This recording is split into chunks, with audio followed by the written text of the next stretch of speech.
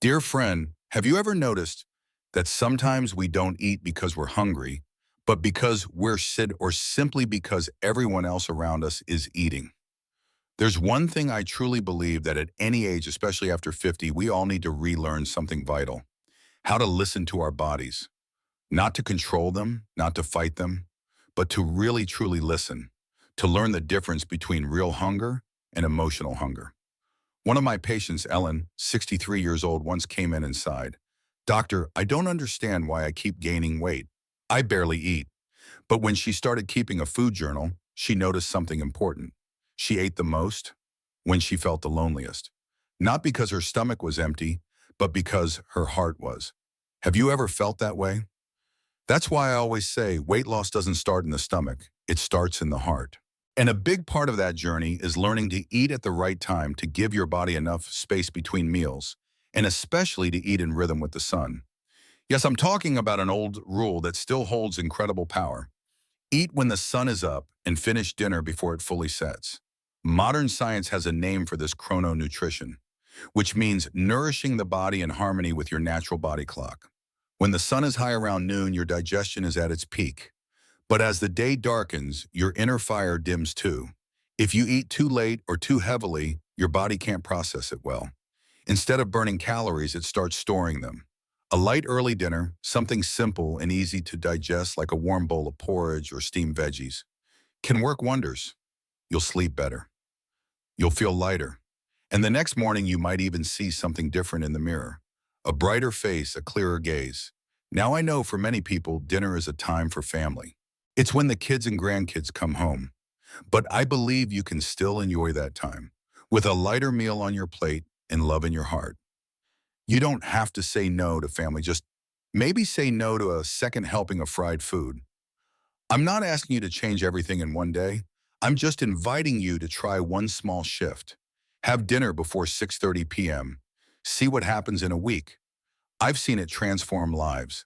And maybe, just maybe, you'll be next. You see, weight loss after 50 isn't about starving or punishing yourself. It's about returning to a rhythm your body has always known: sleep, sunlight, true hunger, and a peaceful heart. We're continuing this journey not to chase youth, but to live lighter, healthier, and more connected to ourselves. There's one question I hear again and again, especially from older patients. "Doctor, I don't eat that much. Why does the weight keep going up?" And I usually ask gently, "Have you noticed how many teaspoons of sugar are in your morning tea, or what's really inside that afternoon cookie?" You see, sometimes it's not the big meals that get us. It's the small, sweet, silent ones. One of my patients, Raymond, 71, once told me, "I don't eat fast food, doc, but I do love sweet tea, a packet of cookies after lunch, and a spoon of jam every morning." Just those little things. But after cutting out white sugar and processed snacks, he lost almost 15 pounds in 3 months without a single gym session. Now, I'm not saying sugar is the enemy, but refined white sugar, that snowy powder in your glass jar, really can be a quiet saboteur, especially after 50. It spikes your blood sugar stores, fat around the belly, weakens your immunity, and worst of all, it keeps you craving. Have you ever eaten one cookie and immediately wanted another? That's not your fault. That's the nature of sugar. And then there's another sneaky culprit: packaged and processed foods. They're made to be tasty and convenient, but often hide trans fats, refined salt, artificial flavors, and ingredients that your liver and kidneys struggle to recognize. I'm not asking you to give up everything you love, but I invite you to ask one simple question before you eat. Is this food nourishing me or slowly harming me? Swap out white sugar for honey dates or molasses. Pick a banana over a bag of chips. Go back to your kitchen, where you know every ingredient by heart. I always say, if you don't recognize the ingredients on a food label, your body won't either. Dear friend, losing weight doesn't mean living in deprivation or boredom. It simply means choosing the things that truly love your body back. Because at the end of the day, it's not age that decides how heavy or light we feel. It's the little choices we make each and every day. You know, I've met so many patients, most of them over 60, who come to me with that same puzzled look in their eyes. "Doctor, I barely eat anymore. So why am I not losing weight?" And in those moments, I don't rush to answer. Instead, I invite them to sit down with me and take a closer look at their typical lunch plate. It's not that they're eating too much. It's that they're not eating in balance. Have you ever seen something like this? A plate piled high with white rice, a few lonely strands of vegetables, just for decoration, fried meat on the side, and soup that's mostly broth offering very little real nourishment. We grew up with the idea that eating is about feeling full, but at a certain stage in life, we need to shift to a new mindset. Eating is about feeling well, feeling light, feeling alive. One of my patients, Elaine 67, spent years trapped in a cycle of extreme dieting. Every time she wanted to lose weight, she cut everything out. No rice, no fruit because of the sugar, just boiled vegetables and water at every meal. And the result? She felt tired. She lost muscle. And before long, the weight came back even faster than before. So we sat down together and rewrote her eating map. One small portion of whole grains, one serving of lean protein, a big helping of colorful vegetables, and a bit of healthy fat like olive oil, avocado, or a few walnuts. Nothing extreme. No food was forbidden. She could still enjoy the things she loved, just with a little more wisdom. Instead of 3 big scoops of rice, just one. Instead of frying, try steaming or baking. Instead of snacking on cookies, reach for some fresh fruit and a few almonds. Now I want you to imagine this. A plate full of colors, full of flavor, yet it doesn't weigh you down. A meal that leaves you feeling awake, not sleepy, no bloating, no heaviness, just a quiet sense of lightness and energy that carries you through your day. I won't pretend change is easy. Eating habits are deeply rooted. They've followed us our entire lives. But you don't have to flip your world upside down. A meal that leaves you feeling awake, not sleepy, no bloating, no heaviness, just a quiet sense of lightness and energy that carries you through your day. I won't pretend change is easy. Eating habits are deeply rooted. They've followed us our entire lives. But you don't have to flip your world upside down. You don't need to give up rice completely, just cut back a little. You don't have to say no to everything delicious, just know when to stop. And I always remind my patients, there's no such thing as a bad food, only choices that aren't right for the moment or the portion. Dear friend, a smart way of eating won't leave you hungry, and it shouldn't take away the joy of food either. It's simply about loving your body through your daily choices. And if you start today, your body will thank you, not just with weight loss, but with more energy, deeper sleep, and that light, joyful feeling, just like the morning sun on your skin. I know a lot of people think I'm old now. My joints creak, even walking feels tough. How could I possibly exercise? But do you know something? Movement doesn't have to mean jogging or lifting weights. Movement can be as simple as watering your plants on the porch, taking a short walk around the house, after meals, wiping down the table, washing dishes, or just gently swaying to a song you love. I'll never forget one of my patients, Mr. John, 72. He had diabetes, high blood pressure, and, well, he really hated moving. Every visit, he'd say the same thing. I don't have time. My legs hurt, doc. Then one day, his daughter gave him a little dog. And to care for it, he had to start walking every morning. At first, just 5 minutes, then 10. 3 months later, he walked into my office, rosy-cheeked, full of energy. Doc, he laughed, that little four-legged rascal saved my life. You see, movement doesn't need to be intense or complicated. Movement improves circulation, supports digestion, and lifts your mood. So what could you start with today? Step out into the garden for a breath of fresh air. Take a stroll around the house after lunch, or even play your favorite song and let your shoulders dance a little. Because when the body moves, life starts to move too. Now, Ashamo, I once asked an older patient, could you give up sugar? And he smiled and said, Doc, I think it'd be easier to give up my old girlfriend than my sweet morning tea. And I get it. Sweetness carries memories. It's baking cookies with the grandkids.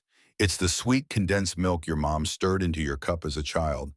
We don't need to punish ourselves by removing all the sweetness from life. But here's what I always remind my patients as a doctor.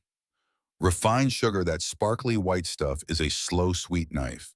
It spikes your blood sugar. It makes you crave more and more. It builds fat around your belly, liver, and heart.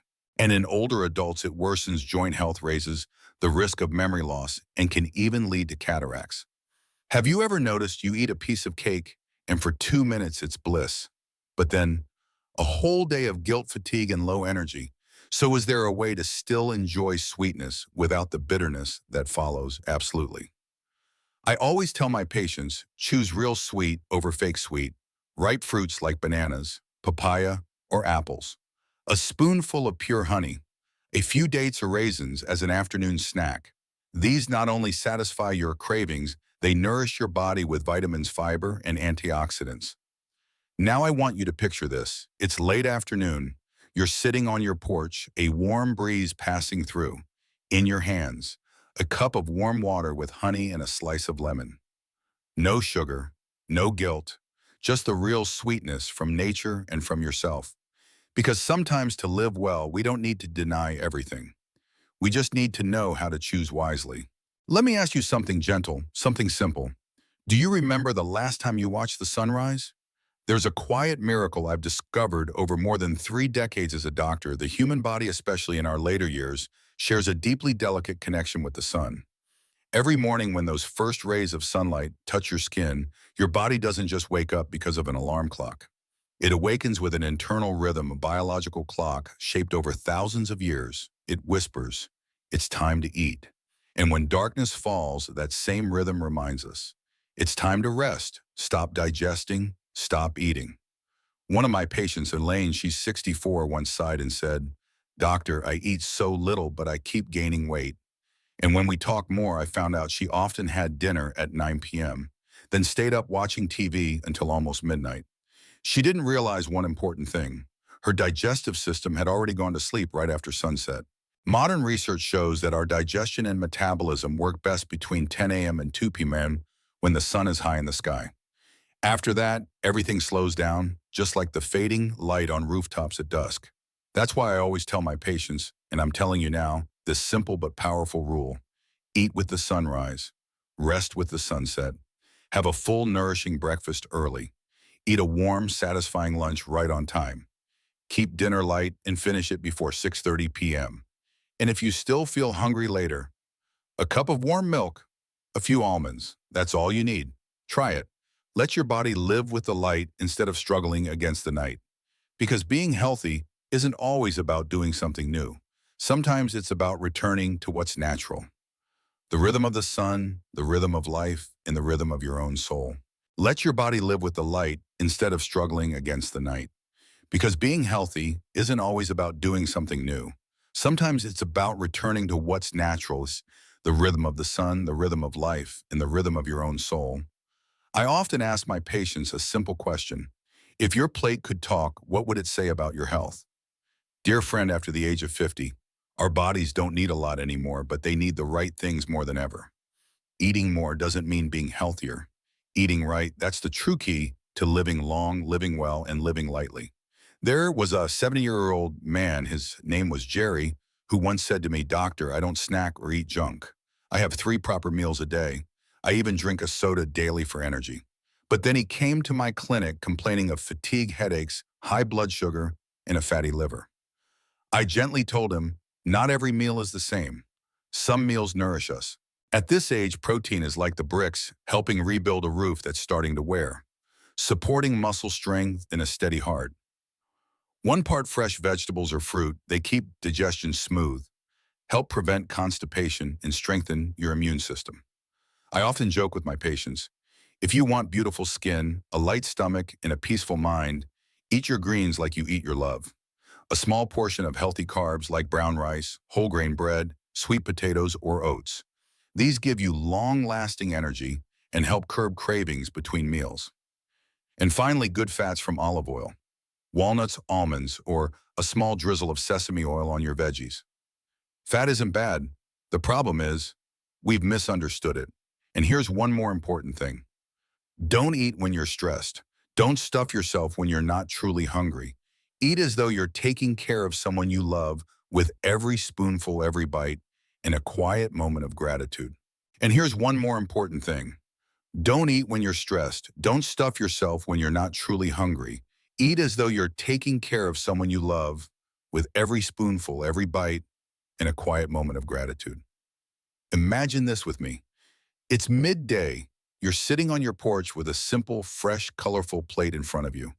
No rush, no pressure, just you, nourishing not only your body but a life that feels peaceful, healthy, and your own. I still remember one afternoon last year, a 65-year-old patient, Maria, came in looking tired. She told me, "Doctor, they don't know why I feel heavy all the time. I'm always tired, I sleep poorly, and I keep craving snacks." When I asked about her meals, the answer wasn't surprising. Afternoon cookies, condensed milk in my morning coffee, peppermint candy in my purse. I eat to stay awake. My friend, not everyone realizes this, but refined sugar and processed foods are the quiet thieves of healthy aging. I once read a study from Harvard that said just by cutting refined sugar intake by 20% each day, adults over 60 can reduce their risk of metabolic diseases by 30%.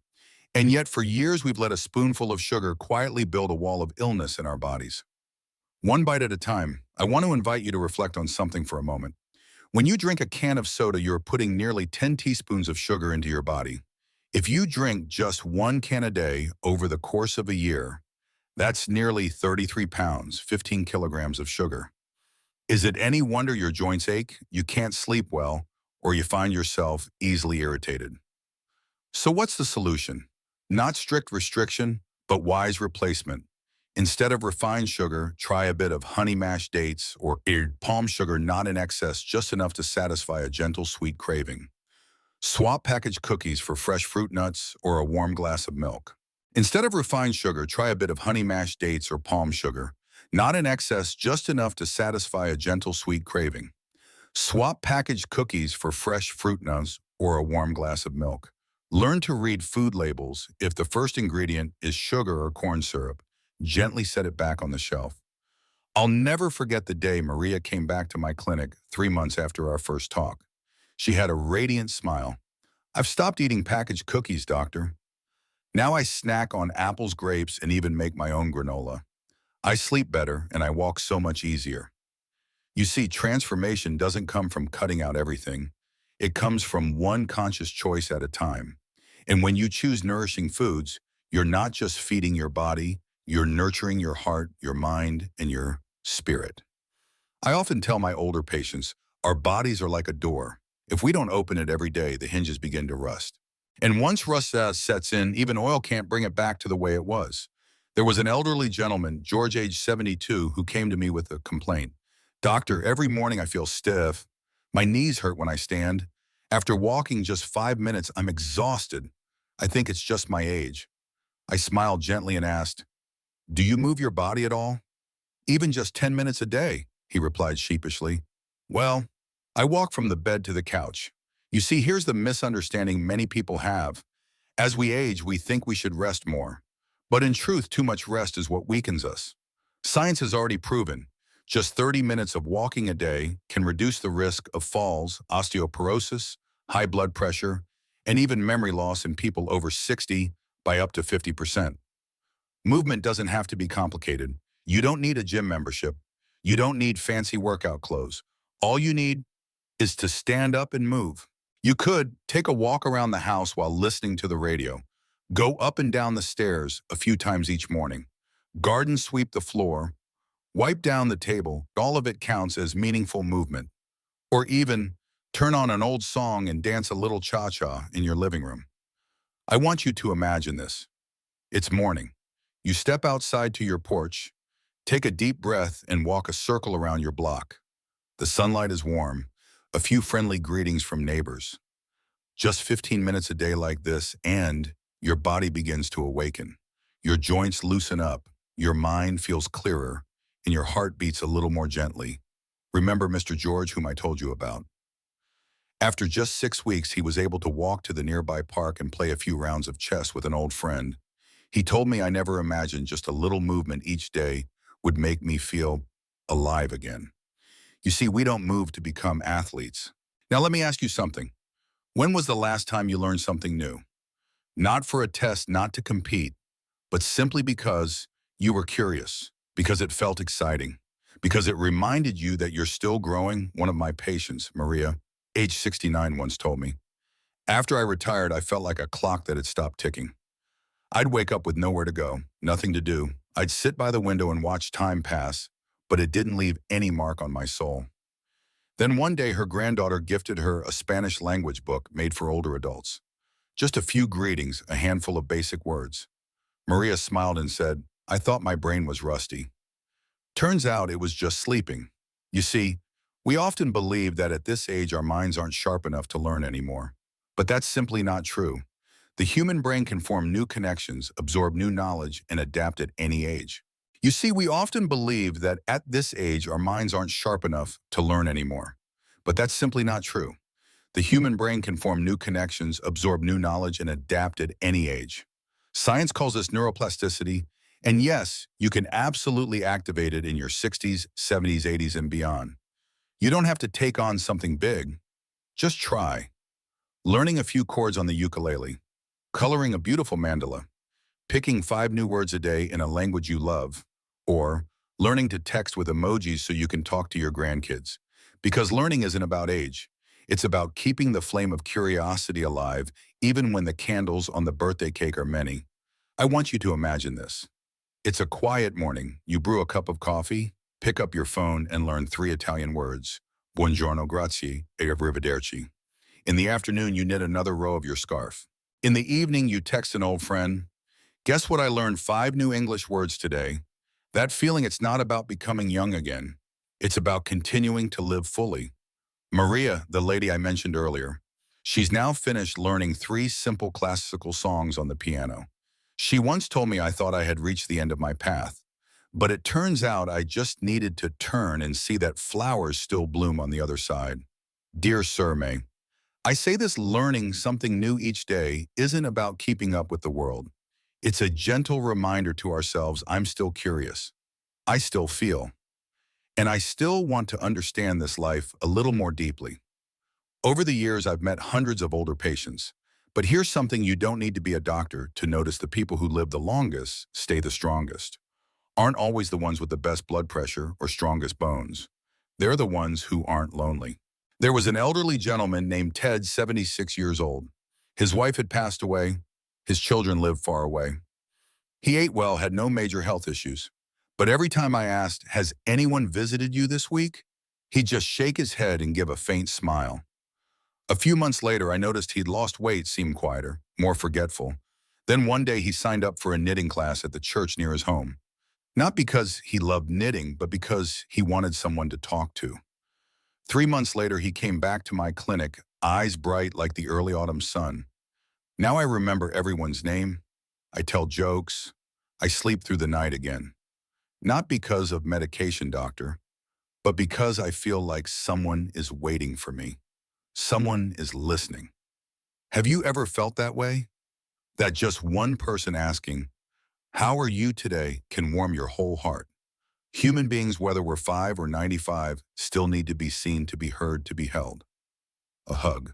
A Harvard study found that older adults with strong social connections have up to a 45% lower risk of depression and cognitive decline. You don't need a crowd, just a few people, people with whom you can truly be yourself. So write a letter to an old friend, invite your neighbor for a morning walk, call your grandchild just to say grandma misses you, or simply say hello to someone as you pass them in the park. Dear friend, growing older is not a barren hill. It is a garden where you can choose to plant warm relationships, honest affections, and connections that bring your heart back to life. If there's one sincere piece of advice I can give after nearly 40 years of practicing medicine, it's this: live in such a way that each day, whether long or short, you have someone to remember and someone who remembers you. We began this journey with the most important foundation: sleep, where the body heals and the mind rests. Then we learned to eat slowly, to chew mindfully, not just to nourish our body, but to awaken presence at every meal. We learned how to drink water properly, so the stream of energy within us never runs dry. We didn't force ourselves into rigid diets. Instead, we learned how to eat in a way that honors our lifestyle and culture, keeping the flavors of our homeland just with a lighter touch. We gave space between meals, allowing the body to breathe and natural fat-burning processes to take place. And we began to say goodbye to refined sugar and packaged foods, the things that fill our stomachs but starve our health. We remembered, it's not about eating less, it's about eating right enough protein, fiber, healthy fats and balanced carbohydrates at each meal. We didn't chase after expensive superfoods. We returned to local fruits, vegetables, and the natural gifts grown in the soil around us. We remembered it's not about eating less. It's about eating right enough protein, fiber, healthy fats, and balanced carbohydrates at each meal. We didn't chase after expensive superfoods. We returned to local fruits, vegetables, and the natural gifts grown in the soil around us. We learned to carry healthy snacks so we wouldn't trade away our well-being for a quick bag of chips or a sugary drink. We discovered that movement doesn't have to mean gym workouts or advanced yoga. It can simply be walking, dancing, helping around the house, or just refusing to let the body grow lazy. We kept our minds alive by learning something new each day, not letting our brains rust in repetitive routines. And finally, we returned to the most profound yet simple truth: stay connected to people. Because no matter how strong the heart is, it will wither if it beats alone for too long. You see, there's no magic secret, no need for miracle pills or potions. Because your experience might become a small light guiding someone who's still searching for their way through a tiring day. Thank you for listening. May you always live well, live beautifully, and live fully no matter what age you are. See you again in the next video. And please remember, health is a gift, but maintaining it is a choice.